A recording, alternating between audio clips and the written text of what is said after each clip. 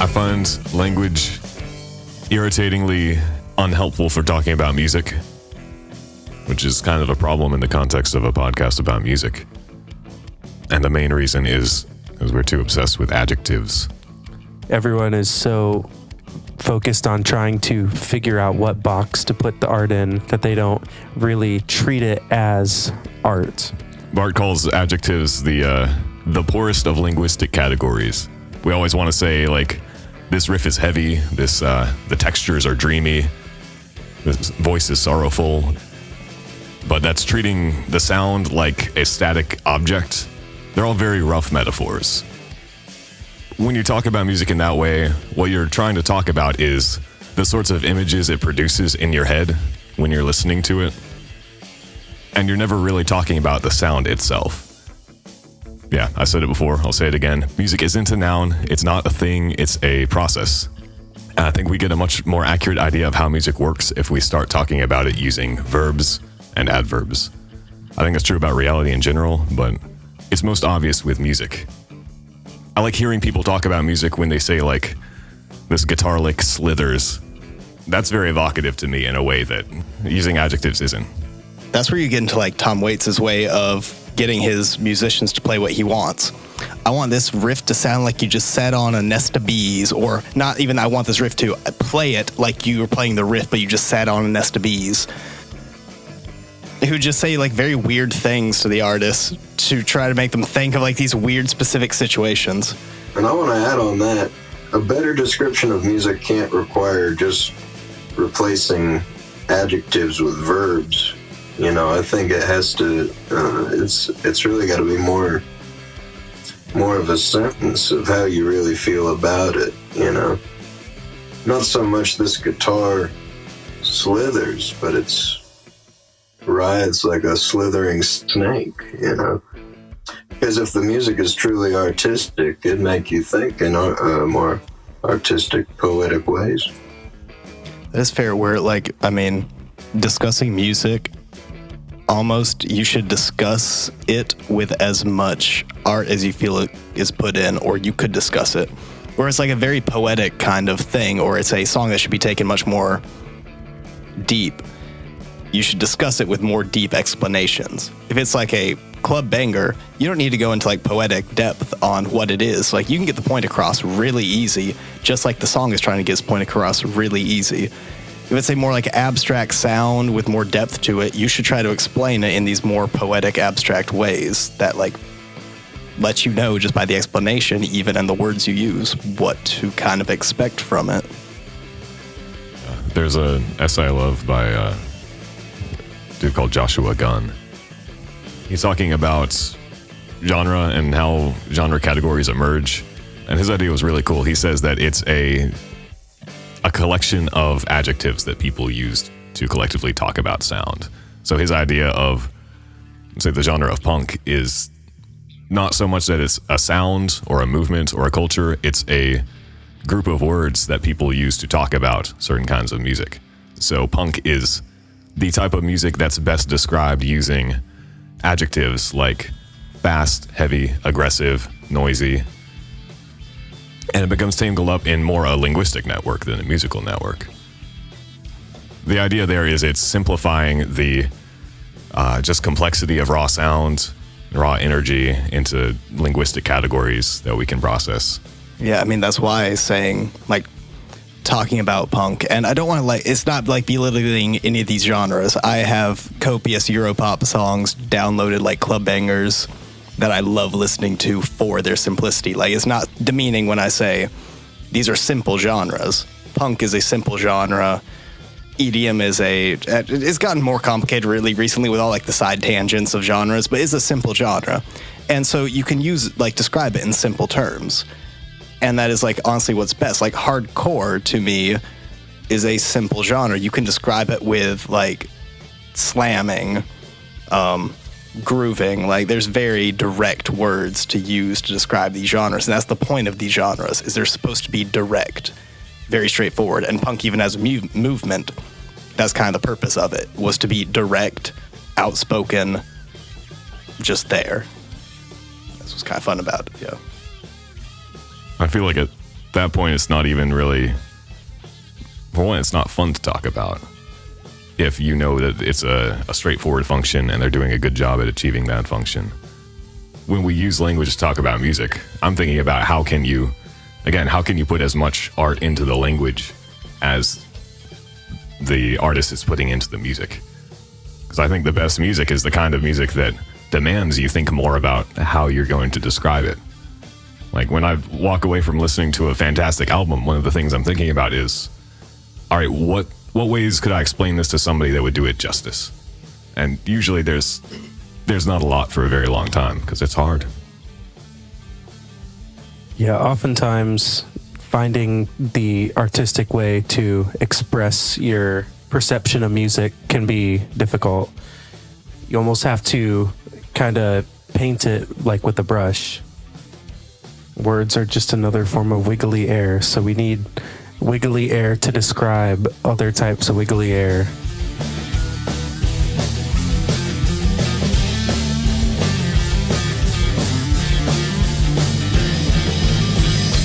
It's just how much of a sense of art is coming from the people who are making the music.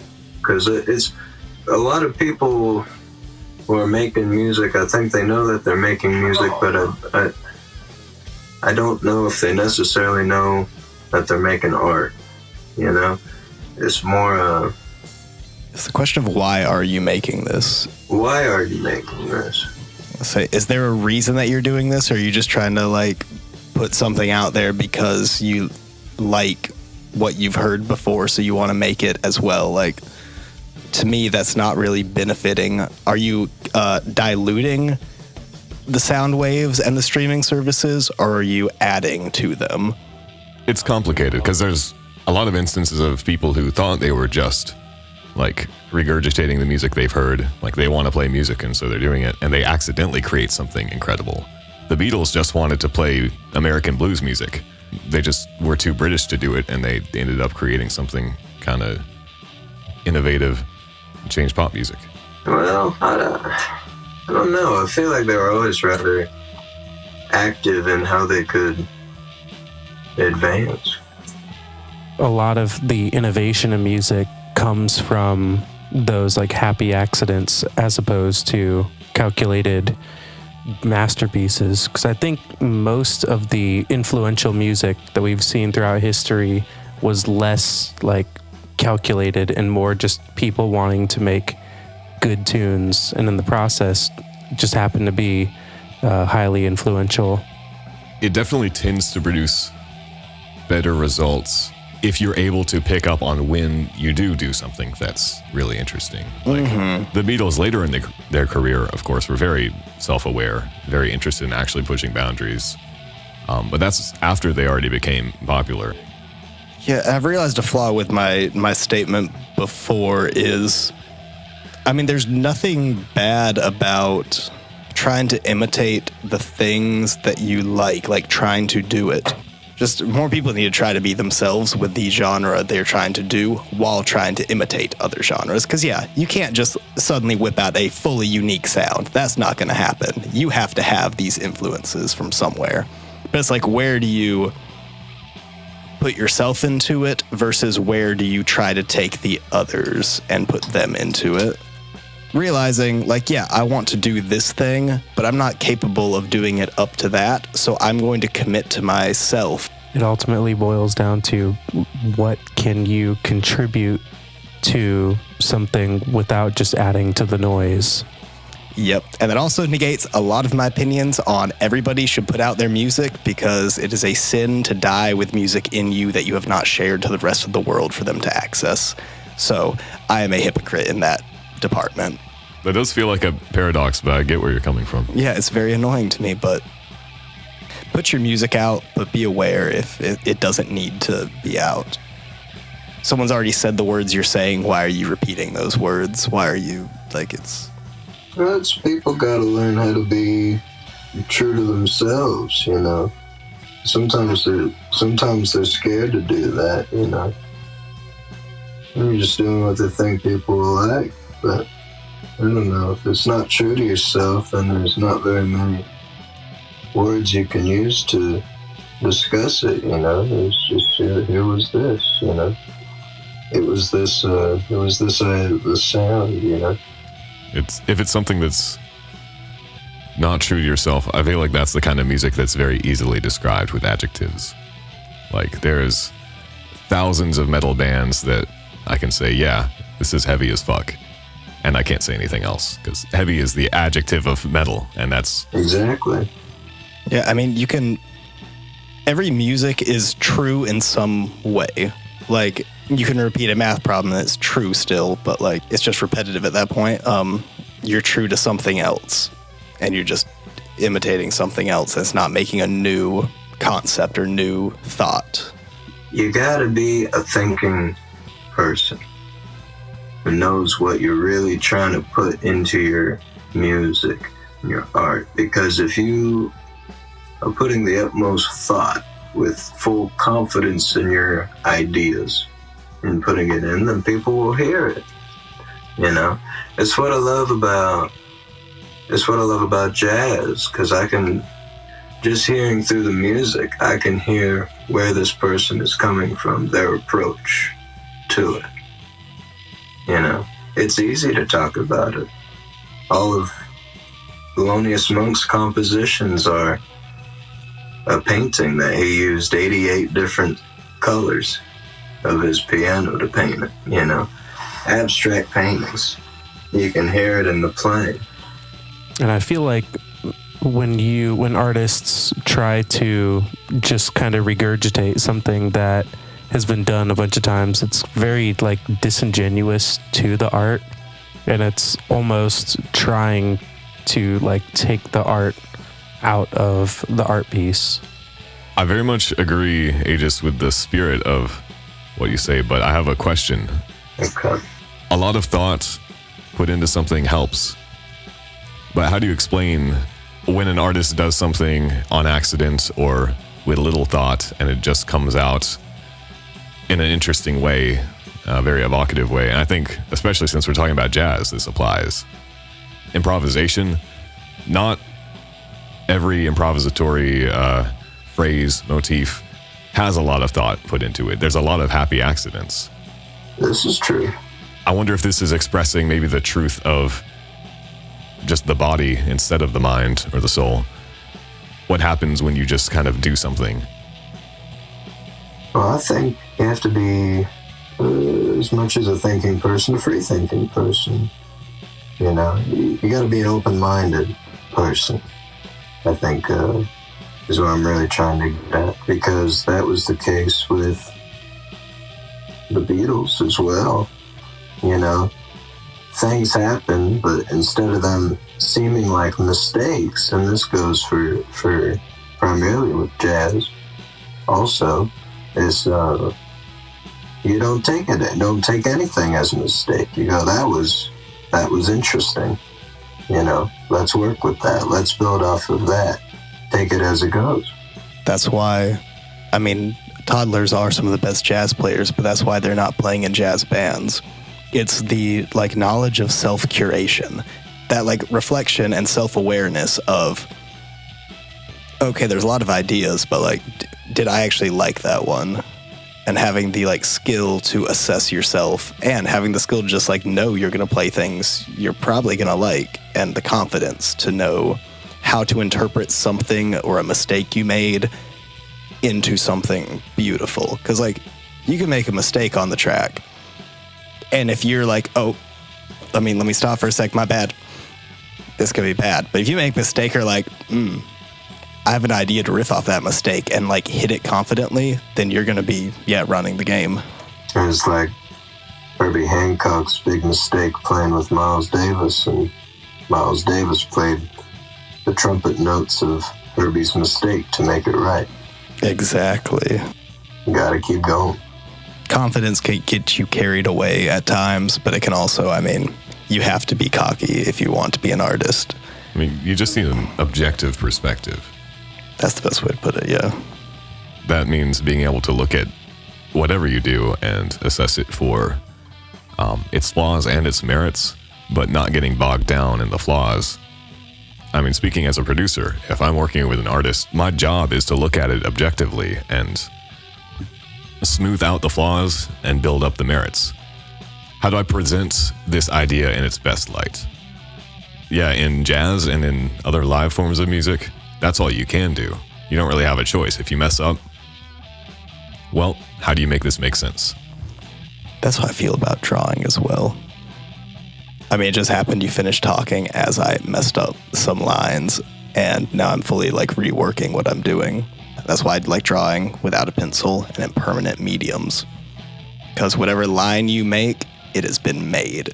It's your job then to, as a artist, fix it and make that picture look pleasing to somebody, which normally turns out with them questioning, how did you conceptualize this? And it's because you didn't. It just happened. It's called the ability to work around mistakes and make them look clean. That's what, I mean, every good artist should be able to do. You shouldn't just discard your song or like be like, nah, we're going to start over, guys. Nah, you're going to roll with it and you're going to make it beautiful. And it's very liberating too. That sort of setting, that sort of mindset, working in a permanent medium like ink drawing or live jamming, you have to have an open mind. You can't go in there and know what you want to do and do it because the medium prohibits that. It wows the audience because you wowed yourself. If you think you know what you're going to do and you have it all planned out, you know, and you try and stick with that, well, you might end up looking like a fool. You might make a buffoon out of yourself. Chances are it's not going to come out how you want it to, and what are you going to do? What are you going to do then? You're just going to cry about it. Or you're just going to appreciate it and be like, huh.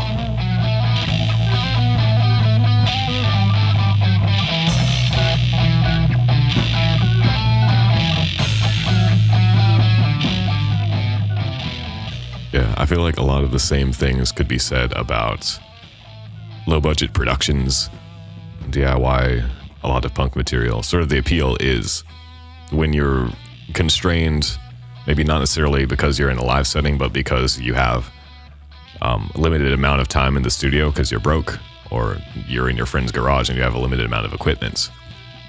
You're kind of stuck with what you've got, and you can't go in there with a well-formed vision and just execute the vision. You need to be self-reflexive at every point, look at it objectively, and sort of think through, all right, what do we have? What resources do we have? What sort of effects can we get with this material? Gotta say, my homie Gregory got a fucking, like, pan in his cupboard. Let's whip that out because we're missing a bell or something. And you're getting the most fun sound. I know Matt might disagree with me here, but Dimebag Darrell's guitar tone. It's terrible. But it is unmistakably Dimebag. It was a trademark stamp. It like influenced an entire genre because it was so distinct. He had an amp that didn't sound good. I mean, instead of freaking out over, all right, I just need to make money, get better equipment, he made it work. Figured out a way to play guitar that makes it make sense. He wanted to play guitar. He played guitar. He was an artist. And when I was working on some Pale Spectre stuff, I was chatting with Rahul about this because he's got like a really janky digital pedal, and the first album, like neither of us were getting paid. None of us wanted to invest any money really. He was like, all right, how do I use this in a way that'll produce something that's at least interesting? And he like found specific like bins, double stops that interacted with the technology in a weird way and just got a really gnarly effect. And he did something that you can't do if you have better equipment. And this ties back to our earlier conversation. A lot of the ethics of DIY-based music, punk, hip-hop, is highlighting the affordances of cheap, accessible technology, making it into something that's desirable, because if you're in a big studio, if you have unlimited resources and you listen to everything that's on the radio and just imagine what you want to do, you're going to completely overlook all the really crazy things you can do with just cheap stuff. I feel there's too many people who get a vision for what they want, and then again with like copious modern technology, you can access literally anything on the internet. Just think that, oh, I just need to do this and then I can get what I want. Like, I've almost bought so many like glitch add-ons for my video editing software. Then I look at the price and I'm like, yeah, no, I could just manipulate my little tiny box that really doesn't do that much and then just try to get like this random thing that I don't even know what's going to be like. And then sometimes it doesn't turn out at all how I want it. And I'm like, well, we're changing the entire aesthetic of this now. And then it just gets a thing. So I'm like, yeah, you don't have the same frequencies I do, or like the box exact like potentiometer I do, because they're all slightly different. So it's just fun. It might not be what you had in mind going into it, but it's also something that only you could have done. I'm also biased because I don't trust digital versions of analog things.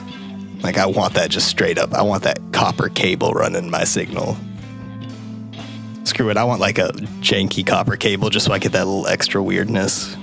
The extra zest. I want it to be zesty on it. I like dead battery tone.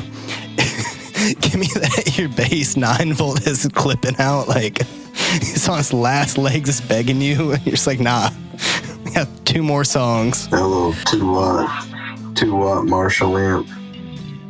So many options. So much potential.